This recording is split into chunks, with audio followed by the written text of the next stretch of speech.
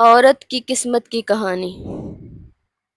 اس عورت نے بہت لوگوں پر اعتبار کیا لیکن کوئی مخلص انسان اسے نہ مل پایا۔ اس کے اپنے خونی رشتے نہ مخلص تھے تو باہر کے لوگ کیا ہونے تھے۔ جب میں بہت چھوٹی تھی تو گھر میں بہت کچھ دیکھا کہ نہ دادی امی سے مخلص، نہ امی دادی سے مخلص، نہ ابو امی سے مخلص، نہ امی ابو سے مخلص تھی۔ ہمارے ننیال کا گھر بھی قریب تھا اور میری نانوں کے گھر کوئی کمانے والا نہیں تھا۔ ایک دن امی نے مجھے کہا، یہ لو پیسے نانوں کے گھر دے کر آؤ اور کسی سے بتانا مت، اگر کوئی پوچھے بھی تو پھر بھی نہیں۔ میں گھر سے نکلی اور روڈ کراس کرنے ہی والی تھی کہ سامنے سے ابو آ گئے۔ میں ڈر گئی۔ میں بہت چھوٹی تھی، مجھے پیسے چھپانے نہیں آتے تھے۔ میں نے وہ پیسے پیچھے کر لیے۔ جب پیچھے کیے تو ابو کو پتہ چل گیا کہ میں نے کچھ چھپایا ہوا ہے۔ وہ جلدی سے بولے، دکھاؤ کیا چھپا رہی ہو؟ لیکن میں نے کہا، ابو کچھ نہیں۔ دکھاؤ، میں تمہیں کہہ رہا ہوں۔ ابو کچھ نہیں، ایسا کچھ نہیں ہے۔ ابو نے میرا بازو پکڑا اور پیسے دیکھ لیے۔ میں نے زور سے مٹھی بند کی ہوئی تھی لیکن ابو نے مٹھی کھولنے کو کہا۔ میں ڈر گئی اور کھول دی۔ ابو نے میرا بازو کھینچا اور پیسے اپنی جیب میں ڈال لیے اور امی کے پاس لے آئے۔ کہتا، دیکھو اپنی لاڈلی کو، تو کیسی عورت ہے، تمہیں یہی نہیں پتا کہ تمہاری بچی کیا کرتی پھر رہی ہے۔ یہ پیسے چرا کر کہاں جا رہی تھی؟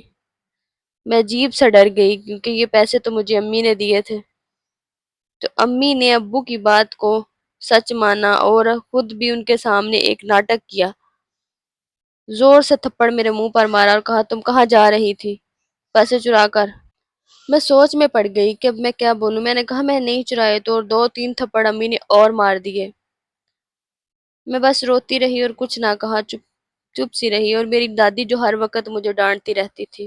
حالانکہ جو کام مجھ سے ہوتے تھے میں امی کے ہاتھ بٹاتی تھی، لیکن وہ ہر وقت یہی کہتی تھی، یہ لڑکی کسی کام کی نہیں، یہ لڑکی کسی کام کی نہیں، کوئی کام نہیں کرتی۔ جب میں اسکول جانا شروع ہوئی تو ایک لڑکی میری دوست بن گئی۔ وہ شکل صورت میں بہت اچھی تھی اور مجھے خوبصورتی سے بڑا پیار تھا۔ وہ بہت زیادہ نالائق تھی اور میں بہت زیادہ لائق۔ میں ہر پیپر، ہر ٹیسٹ میں اس کو نقل کرواتی۔ پہلے میری اول پوزیشن آتی تھی لیکن جب سے اس سے نقل کروانا شروع کی تھی میں اول پوزیشن سے ہاتھ دھو بیٹھی تھی، لیکن میں دوستی کے نام پر سب کچھ قربان کر رہی تھی۔ ہر چیز وہ میری یوز کرتی، نوٹس وغیرہ کچھ بھی ہوتا تو وہ بالکل ایزی ہوتی اور میں پیپر کی اتنی محنت کرتی اور اسے بھی کرواتی۔ جب میری شادی ہوگی تو اس نے دوستی نبھانے کے نام پر ہمارے گھر بھی آنا شروع کر دیا۔ مجھے برا بھی نہیں لگا کہ میں نے سمجھی کہ میری دوست ہے، مجھ سے ملنے آتی ہے۔ وہ ہفتے بعد، کبھی 10 دن بعد، کبھی دوسرے تیسرے دن پھر اس نے آنا شروع کر دیا اور آتی فرمائشیں کرتی کہ مجھے یہ کھانا ہے، یہ بنا کر دو، اور میں کچن میں اس کے لیے کھانے بناتی ہوں، وہ میرے شوہر کے ساتھ خوب گپے مار رہی ہوتی۔ مجھے اس بات کا ذرا بھی علم نہیں تھا کہ یہ بھی میرے ساتھ کچھ ہونے والا ہے، وہ میرے دوستی کے نام پر وہ مجھ سے سب کچھ چھین کے لے جائے گی، میرا شوہر، میرا گھر۔ ایک دن ایسا ہوا کہ اس نے میرے شوہر کے ساتھ شادی کر لی۔ جب شادی کر لی اس نے تو ہمارے گھر آ گئے، میرے شوہر نے مجھے گھر سے نکال دیا اور میں اب سوچ میں پڑ گئی، بہت دکھی ہوئی کہ کیا ایسا دوست بھی کر سکتے ہیں، اور میں نے اس پر اتنی قربانیاں دی۔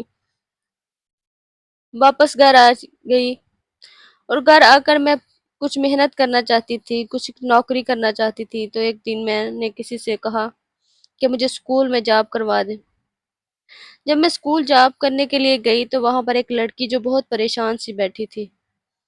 مجھے عادت سے ہر بندے کی مدد کرنے کی، میں نے اس سے پوچھا، اس نے کہا، میں بہت پریشان ہوں، پتہ نہیں مجھے جاب ملتی ہے یا نہیں۔ میں نے کہا، میرے ایک بندے سے بات ہوئی ہے، وہ کہتا ہے میں تو جاب دلواؤں گا، چلو میں بھی تمہاری بھی اس سے سفارش کروا دیتی ہوں۔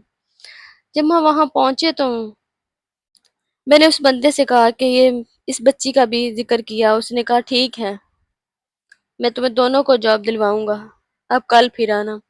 ایسے 3-4 چکر ہمارے لگ گئے لیکن وہ میرے ساتھ ہی بیٹھتی ہیں، بہت اچھی باتیں کرتی ہیں اور بہت دل کو سکون ملتا ہے اس سے باتیں کر کے۔ میں سمجھتی ہوں وہ میری دوست بن گئی ہے، شاید کوئی مخلص انسان مل گیا ہے، لیکن مجھے نہیں پتا تھا اس دنیا میں مخلص کو ہو ہی نہیں سکتا۔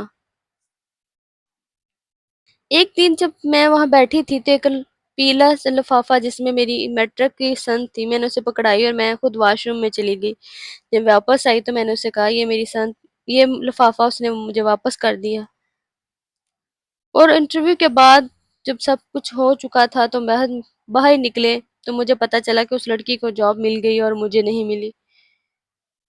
میں نے پھر بھی کچھ نہیں کہا اور دل میں سوچا کہ چلو جو قسمت میں تھا وہ ہونا تھا۔ میں گھر آ گئی۔ گھر آ کر دیکھا تو اس لفافے میں میری سنت ہی نہیں تھی۔ میں گھبرا گئی کہ یہ سنت اس لڑکی نے نکال لی ہے میری۔ اب میں سوچ میں پڑ گئی تھی کہ کیا کروں۔ میں بہت پریشان تھی، کوئی وسیلہ نہیں تھا میرے پاس۔ تو میری پڑوسن نے کہا کہ تم آگے اور پڑھ لو، ایم اے کر لو، تمہیں اچھی جاب مل سکتی ہے۔ میں نے کہا میرے پاس پیسے نہیں ہیں۔ اس نے کہا اپنا زیور بیچ لو۔ میرے پاس 20 تولے زیور تھا۔ میں نے کہا ٹھیک ہے، میں تو کبھی باہر نہیں گئی، تم میرے ساتھ جاؤ گی؟ وہ مان گئی۔ میں نے وہ زیور بیگ میں ڈالے اور اپنی پڑوسن کو پکڑا دی۔ اور جب ہم سنیارے کے پاس پہنچے تو وہاں بیگ میں سے زیور ہی غائب تھے۔ میں اپنی قسمت کا رونے لگی۔ اس نے کہا شاید بس میں کسی نے زیور نکال لیے ہیں۔ لیکن میں اس وقت تو میں اس کی بات مان گئی اور اپنے گھر آئی، بہت دن پریشان اور روتی رہی کہ اتنی بری قسمت بھی ہو سکتی ہے جیسی میری ہے، یا شاید میں ہی کسی پر اتنی جلدی اعتبار کر لیتی ہوں، اس وجہ سے ایسا ہوتا ہے۔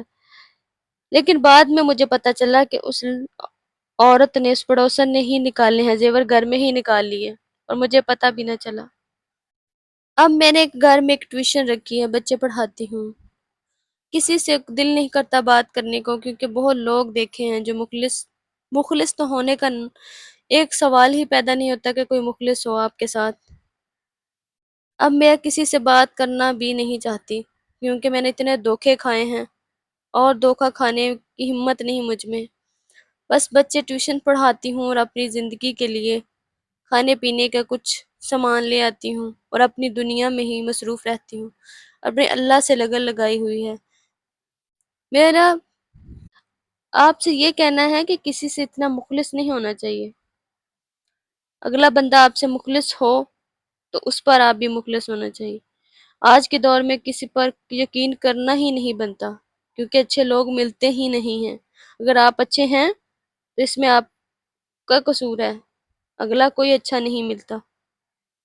یہ دنیا بہت بری ہے، کوئی نہیں سنتا کہ کوئی دکھی ہے یا پریشان، ہر بندہ اپنے ہی فائدہ چاہتا ہے اور کچھ نہیں۔